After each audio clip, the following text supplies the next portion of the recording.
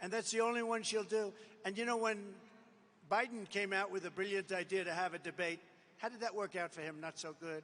But he came out, they handed me Jake Tapper, sometimes referred to as Fake Tapper, but I have to tell you, he was totally fair, and Dana Bash, and they were totally fair. They really were. CNN. So they said, we want to debate. They gave me one option because they weren't going to debate. He didn't want to debate. They gave me one option. CNN, Dana Bash, and Jake Tapper. There will be no audience. There will be turning off your mics as soon as you finish speaking. And if you go over 1 second, they turn off and they make you look very bad. The good part is he didn't use much of his. You know, they give you 2 minutes and they'd say, right, you have 92 seconds left.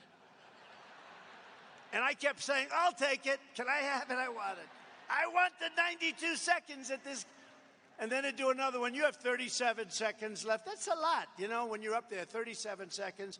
And that's the last thing he wanted to hear because he didn't want to talk anymore. You have 77 seconds left. He goes, oh, Joe, what am I going to do?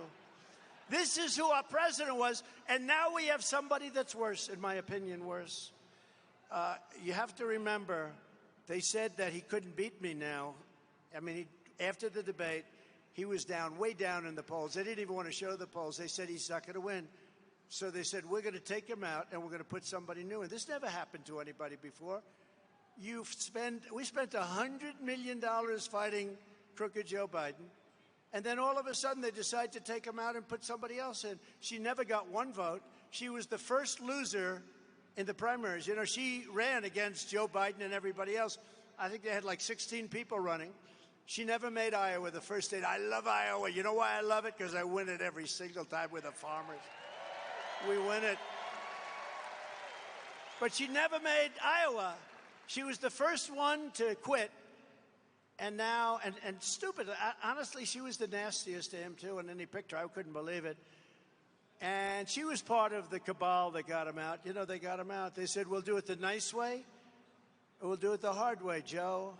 We'll use the 25th Amendment, and we'll call you mentally incompetent, and everybody will believe us. And, you know, what they did is a terrible thing, actually. They forced him out. It was a coup. We had a coup. That was the first coup in the history of our country. And it was very successful. He said, okay, I'll leave. If that's what you want, I'll leave.